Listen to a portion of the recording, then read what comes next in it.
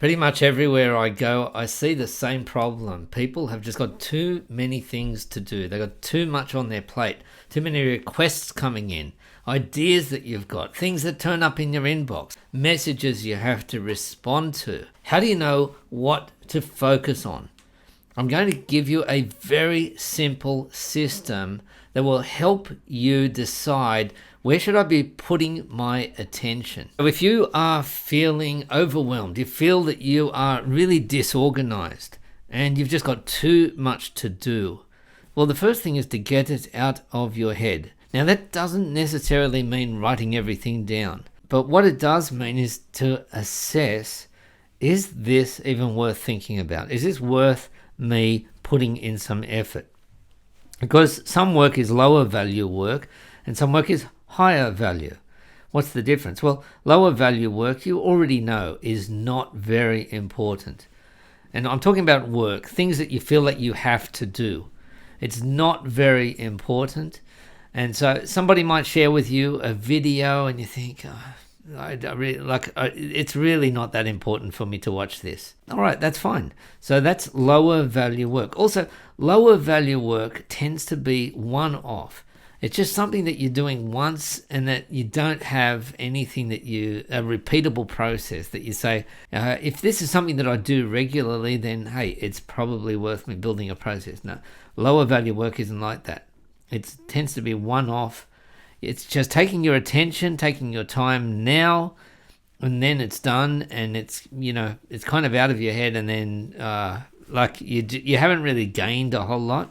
You've just ticked that box. For that reason, lower value work tends to be ad hoc. It's more driven by interruptions, by what turns up in your inbox. It's not something that you've planned, that you've scheduled, and because it's something that is both the time is a bit intrusive, like when it happens, and how you do it, is very scattered, and so you tend to be scrambling with lower value work, and that means that you're not putting in high value effort, high concentration for your lower value work. What about higher value work? Well, higher value work, first of all, it is important. You say, well, if I do this, I'll give a very simple example. Let's say that you buy some equipment for your home or something like that, and you want to register that as a warranty. You might say, well, that's like not very valuable work. Well,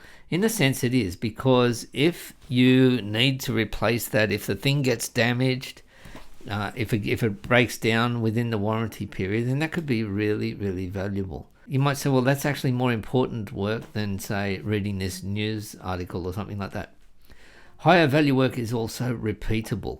And so you're looking, well, how much of this can I repeat? How can I turn this into a system? For example, registering that warranty. How can I make that a repeatable process? Because once it's a repeatable process, it's something that you can improve on as well.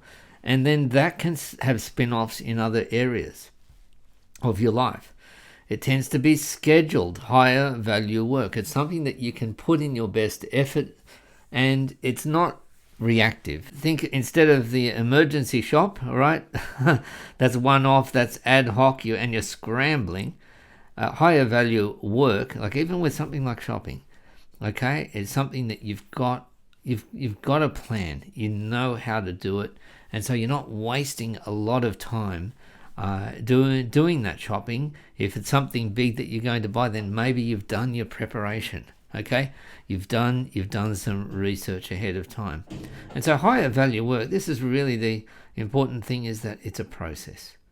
Okay, it's got a process, a repeatable process. And the reason that's important is that once you've got a process, that's going to take less concentration. Think of the very simple example of cooking a meal that you have cooked before.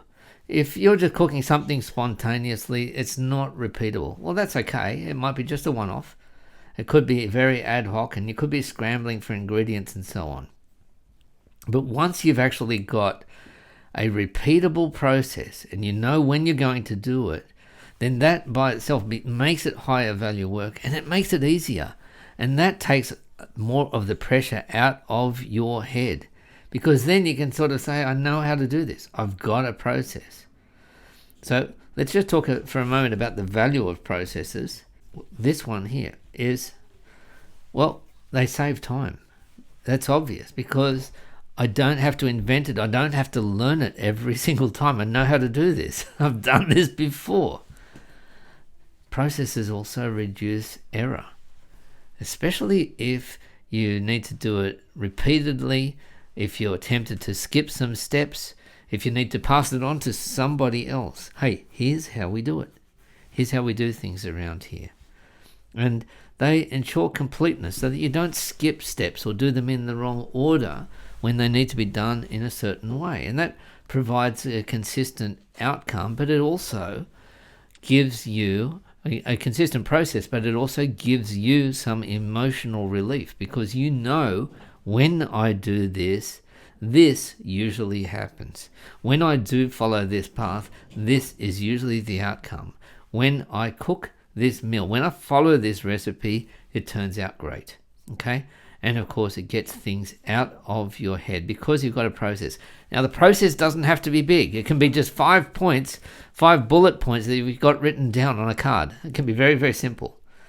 Now, in order to build a process, and I'll be covering this in other videos, what are the prerequisites? Well, you're thinking, well, you're going to ask, well, what information do I have? Remember, with the lower value work, you're kind of scrambling and it's all ad hoc.